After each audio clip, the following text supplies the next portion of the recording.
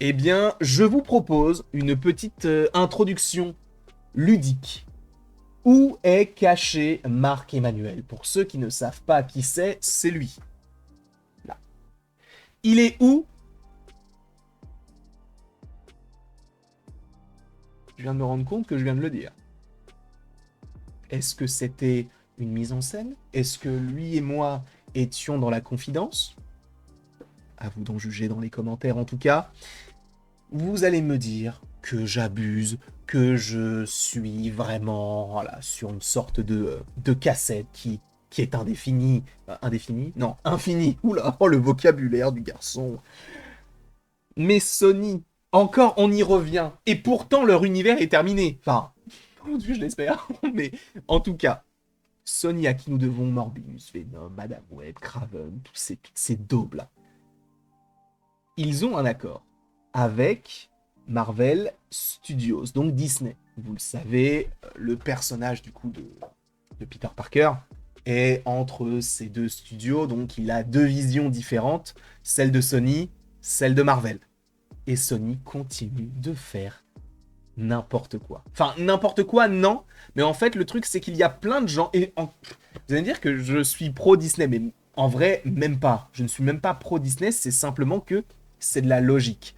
Parce qu'en fait, il y a plein de gens qui nous disent, enfin qui disent de manière générale, que c'est nul parce que les films de Spider-Man, du côté du MCU, il y a toujours un perso en plus de Spider-Man. On n'a jamais un film uniquement avec Spider-Man. Et c'est vrai, je me rappelle que dans Homecoming, on avait pas mal de persos. On avait Pepper Potts, on avait Happy Hogan, on avait Captain America et surtout on avait Iron Man, qui était déjà implanté du côté du MCU. Du côté de Far From Home, on avait qui? On avait Nick Fury, Maria Hill, on a le retour de Happy Hogan. Ça fait quand même, encore une fois, beaucoup de persos qui étaient déjà présents. Et pareil, il y a un héritage autour d'Iron Man, où t'as l'impression qu'en fait, ce n'est pas vraiment un film sur Spider-Man.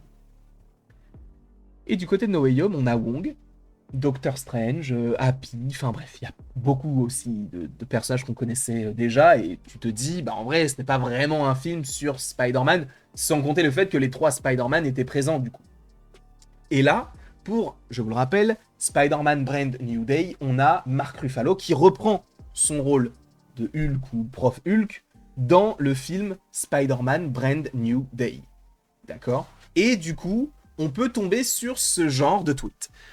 Je suis obsédé par l'incapacité totale de Marvel à laisser Peter Parker être le seul héros de ses films solo. Avant, ça m'agaçait, mais maintenant je trouve ça très drôle.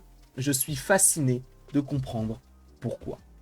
Encore une fois, en fait, il faut savoir qu'il y a des accords entre les studios qui, en fait, obligent Marvel à faire des films Spider-Man avec l'introduction, ou en tout cas l'introduction, le retour d'un super-héros bien connu, ou en tout cas un personnage Marvel bien connu de l'univers pour l'accompagner. On est bien d'accord que ça pue. Ça pue sa mère, cette ligne du contrat. On peut se dire, mais frère, Spider-Man, il n'a pas besoin d'avoir, admettons, un Hulk pour faire milliard. Il n'a pas besoin de ça, et il le ferait en vrai aujourd'hui, sans ça. Mais il y a des accords qui existent. Et c'est vrai qu'on peut fustiger Disney en disant, mais les gars, pourquoi est-ce qu'à chaque fois, vous voulez remettre un perso? On pourrait se dire que c'est Disney qui a voulu mettre ça en place pour essayer toujours de remettre un peu des personnages qui ne sont pas forcément, en tout cas plus forcément très populaires, sur le devant de la scène pour te dire, ok, tu ne vas pas forcément le voir, admettons Hulk dans She-Hulk ou dans Shang-Chi, ce n'est pas très grave, il sera dans Spider-Man et du coup tu pourras le revoir parce que Spider-Man va faire milliard. Et donc il y aura plein de gens qui vont aller le voir et peut-être rendre ses lettres de noblesse au personnage de Hulk. Ce sont des choses qui sont possibles. Je ne dis pas que c'est le cas, je dis simplement que c'est ce qu'on pourrait imaginer. Sauf que, a priori, non. Ce n'est pas ça. En gros, il y a une personne que j'ai découvert hier qui a l'air d'être très fiable, notamment par rapport à ce qu'elle a déjà évoqué par la suite. Enfin, il y a de cela maintenant quelques temps. Alors attendez, je vais essayer de vous montrer ça de suite. Voilà, on va essayer de le recadrer comme ceci. Donc, gardez en tête que les gens pensent que c'est Disney qui a choisi de faire ça, qui a choisi de se dire on va utiliser la notoriété et la puissance de Spider-Man pour réintroduire nos personnages qui pourraient être en perte de vitesse. C'est ce que pensent les gens. La vérité, a priori, serait tout autre. Donc, Up to Task, qui est une sorte aussi de scooper aux États-Unis, a évoqué le fait qu'il pouvait répondre à ça. L'accord que le MCU a avec Sony est que pour que leur film soit considéré comme faisant partie du MCU, il faut qu'il y ait quelqu'un d'autre du MCU. Ce qui signifie que c'est Sony qui a mis cette règle en place.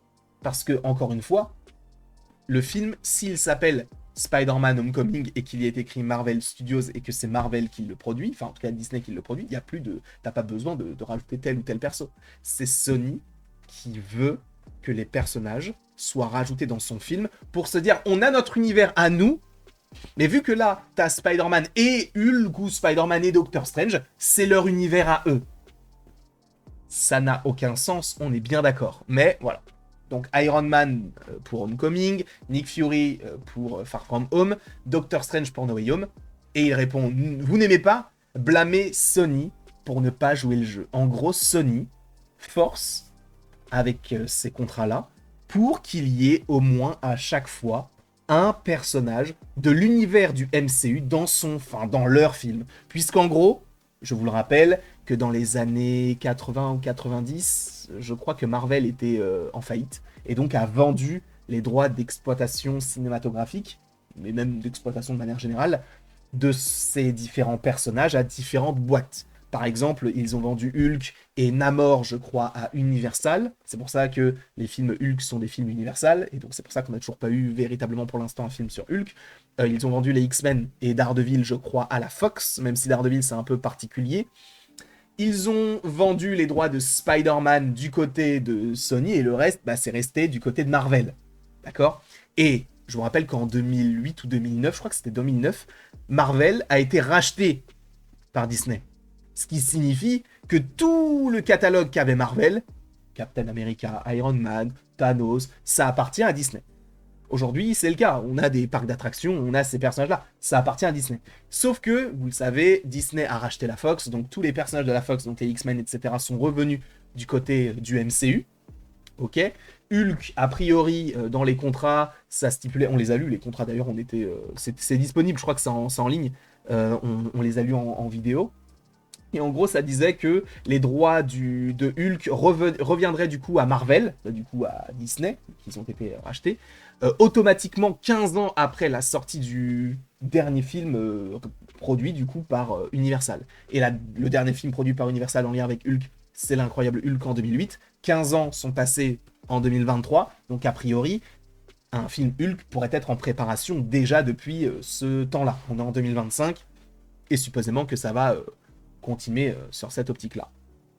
Donc voilà, il y a des accords qui se font, ok? Sauf qu'avec Sony, c'est, on va dire, un accord qui est un peu particulier. En gros, par exemple, tu vas pouvoir utiliser Spider-Man de Tom Holland, mais en même temps, tu dois à chaque fois demander l'aval ou l'accord de Sony pour telle ou telle décision, parce que ça reste leur personnage.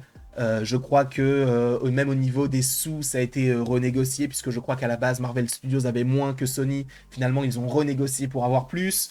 C'est pour ça qu'à un moment donné, Tom Holland, il n'était plus vraiment du côté du MCU. Et il y a même une rumeur qui dirait qu'il a appelé Kevin Feige ou même Sony en pleurant, en disant que non, non, non, lui, il veut continuer à être dans le MCU. Et c'était après Far From Home. Et on savait de toute manière, vu la fin du film, que l'accord allait être renégocié. Je vous rappelle qu'on avait Mysterio, qu'on dévoilait le fait que Peter Parker c'était Spider-Man. Tu pouvais pas rester là-dessus et arrêter le personnage. Ça n'a aucun sens. Et du coup, aujourd'hui, on a des accords. Alors, on connaît pas tous les accords qui existent. Alors, a priori, du coup, le contrat a été renégocié depuis 2019.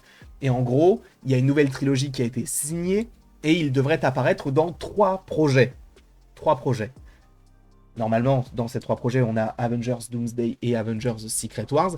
Et le 3e projet, certains parlent d'un film, donc pas un film de Spider-Man, il pourrait apparaître dans un autre film, sachant que à part les Avengers et à part Spider-Man, il est apparu que dans un seul projet, c'était Captain America Civil War, mais le reste, il était dans aucun projet.